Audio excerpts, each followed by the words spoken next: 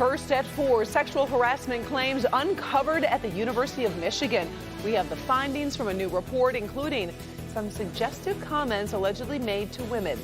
Dr. Anthony Fauci goes head-to-head with a member of Congress over questions about the coronavirus and protests for social justice. Happy Friday, Ben. You too, Karen, as we finish out the month and head into the weekend. Rain chances are looking pretty darn good over the next several days. We'll see how much to expect. Right now, first at 4. Local 4 News starts now with a breaking news alert. That breaking news is on a case that made national headlines. The State Court of Appeals has ordered the release of the 15-year-old known as Grace. She's the Birmingham Groves student placed in juvenile custody for violating probation terms, of which included having to finish her schoolwork. Her case sparked protests for weeks outside of the Children's Village in Pontiac, where she was being held. The judge who ordered Grace remain locked up said the case was about more than just homework and instead about repeated violations and the need to finish counseling programs. But today, the Michigan Court of Appeals ordered she be immediately released to her mother. Also breaking at this hour, we have confirmed the mayor of Harper Woods, Kenneth Pointer, has turned in a letter of resignation.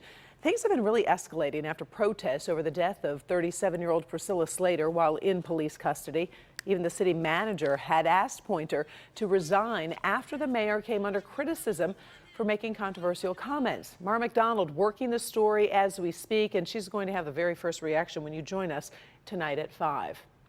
Well, the University of Michigan is being rocked by the results of a sexual misconduct investigation. Take a look at this. It is 94 pages long. Now, the investigation focused on former provost Martin Filbert. He stopped working for the university altogether in June.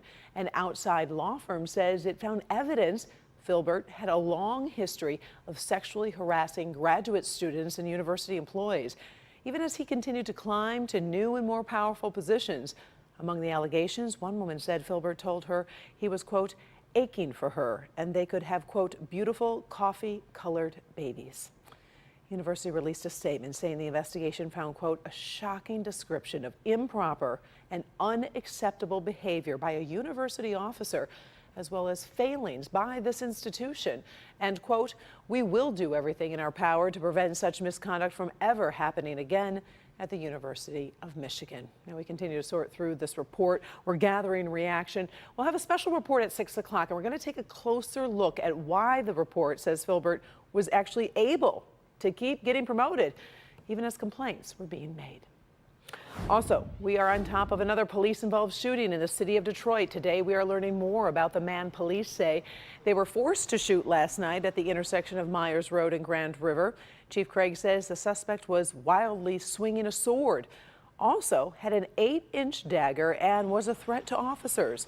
Today, the defenders have learned the man who died was 28-year-old Darian Walker, and this wasn't Walker's first run-in with police. This month, actually, there was a previous incident as well. Defender Sean Lay has that part of the story at 5. All right, now let's talk about the latest coronavirus numbers in the state of Michigan. And you may have seen the alert this afternoon on the Click on Detroit app. Today, the state is reporting 734 new cases. That's just 19 more cases than yesterday. The cases have been trending higher all month long. The death toll right now is just under 6,200, with 8 more deaths added today. Today, the Detroit Public Schools Community District officially unveiled its back-to-school plan with a goal of giving parents a choice to do what's best for their families. The approved plan gives the option for in-person or online learning. It also includes smaller in-person class sizes and daily safety protocols of cleaning, wearing masks, and social distancing. The plan is contingent on guidance from the federal and state governments. Meantime, parents say it's a tough choice. Edmondson happens to be a unique school. It is a Montessori school. It's the only wall-to-wall Montessori school in DPSCD. And so they learn socially in groups, and I know it's hard for them to do that with masks on, with working with different tools. So I'm keeping him home so that, until they have different conversations with teachers and the administration to come up with a sufficient plan, then he'll be at home. Now, the district says it would switch to full online learning if Governor Whitmer and health experts believe in-person is unsafe. DPSCD is holding several town hall meetings for parents in the coming days. A list of dates can be found at clickondetroit.com. Dr. Anthony Fauci went to Capitol Hill today to face questions about several aspects of the COVID-19 pandemic. We're going to take a look at some comments dealing with protests for justice and professional sports. Local 4's Devin Skillion in the newsroom right now. And Devin, there was some tension inside the Capitol. There was, Karen. At one point, Congressman Jim Jordan, Republican from Ohio, tried to put Dr. Fauci on the spot. The congressman was trying to contrast limits on church services with people protesting for social justice. And he seemed to want Dr. Fauci to say protests should be limited. Here's part of the exchange. I don't know how many times I can answer that. I'm not going to opine on limiting anything. I'm just going to tell you. You've opined on a lot of things, Dr. Fauci. Yeah, but I've never This said is something to that limit directly impacts the spread of the virus, Yeah. and I'm asking your position on the protest. Yeah, I'm not going to opine on limiting anything. I'm telling you what it is, the danger. And you can make your own conclusion about that. Do you see the inconsistency, though, Dr. Fauci? There's no inconsistency, Congressman. Fauci also faced questions about how professional sports players are getting test results so quickly, while many Americans are waiting for weeks in some cases. Fauci explained this difference this way. Some of the sports clubs have been using the rapid test, which is really very different from the test that requires extraction of DNA and takes time in a different machine. So they have bought a bunch of machines that allow testing to take place where you get a positive back in 5 minutes and you could declare negative in 15 minutes. Now, that exchange happened as Major League Baseball scrapped tonight's game between the Milwaukee Brewers and the St. Louis Cardinals. 2 members of the Cardinals organization now have tested positive.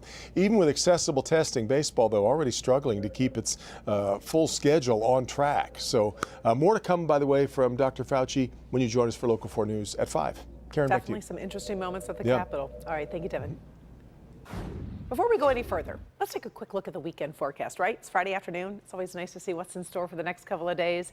Let's toss it over to Ben. He is in the weather office. Hi, Ben. Hey, Karen. Yeah, mostly good stuff as we head into the weekend. It's not often when we've got good rain chances on a Saturday or Sunday that we could proclaim that as good. But as you know, with the rainfall deficit we're looking at, anytime we can get it in here is definitely welcome. We're at 83 right now. There are some 70s out there, but the air is very dry. Humidity's really parked out down around the Ohio Valley. That will start creeping up into the muggy range in the next couple days. And we're keeping our eyes on what is now Hurricane Isaias as it makes its way toward Florida. Still some questions as to where that storm is going to end up, but most of the Atlantic coast is in the forecast cone over the next 5 days. Back home, we're going to see temperatures cooling as we get into the weekend. Sunday, definitely the cooler of the two and a better chance of showers and storms. We'll look at all the rain chances and how much we can expect in just a few minutes. Karen. That was good. Thank you, Ben. Well, a local father wanted to teach his children about what's happening right now during the pandemic. Now, his story of love and healing will spread far beyond his own family. Local 4's Sandra Ali shows us how the story turned into a book with lessons for people of all ages. Change can be scary, but it doesn't have to be. That's the message of a new book written by a local dad for children and their parents. Travis Furlow is a father of 3. I have a senior in high school. He was struggling with what is it going to be like to virtually graduate. I have a junior in high school. I have an 8th grade daughter. The Dearborn writer and publisher has always used journaling as a personal way to meditate. He says he finds it therapeutic. It's a way for me. I clear my head, kind of clear my mind before the day. I usually journal in the morning. And then COVID-19 hit. Travis changed what he was writing. So I started to document what was it like in the world and what were some of the things that we were seeing and experiencing. Trying to come up with answers for his own family, Travis developed the idea for a new book he's titled They All Went Inside. I started writing and developing the characters and it flowed pretty freely and here's the book. He wrote it in one night. It's 2 characters, so little one and mama. And I've positioned them as kind of spirit protectors of the planet. And Mama is teaching little one why all the people went inside. And so that was kind of the spirit of the book. Travis calls it a children's book for grown-ups. I thought it might be a way to send some relatively deep messages to adults, but do it in a children's book format so that it didn't feel like someone was, putting themselves on a pedestal and saying, let's all behave this way, or let's make the earth clean again, or let's take care of humans. I thought the children's book format would work really well. Inspired by his love for his own children and using words to lift people's spirits, both young and old. I think the story was actually pointed more as a dad with 3 children and a husband, and I was just looking for some answers, like how do you handle all of this stuff that's going on? And it's turned out to be a book that it seems like everyone's resonating with. And proceeds from the book also go to support 2 local charities, 2 Michigan nonprofits that also help support children and families here locally. We've posted information on the book as well as those charities on our website, clickondetroit.com. Back to you. All right, thank you, Sandra. I have to tell you, I actually read that book, and it was a great perspective, and like Sandra mentioned, for kids and adults. So definitely want to check it out. And as Sandra mentioned, it's helping others. The proceeds from the books are donated to families in need at the Amity Foundation of Dearborn and the Manistee County Child Advocacy Center. Still ahead here, first at 4. It might be the biggest thing to hit the internet since Hamilton. We're going to give you a sneak peek at what Beyonce just did. Also tracking news around the world, there is a new clue on the mysterious deaths of hundreds of African elephants.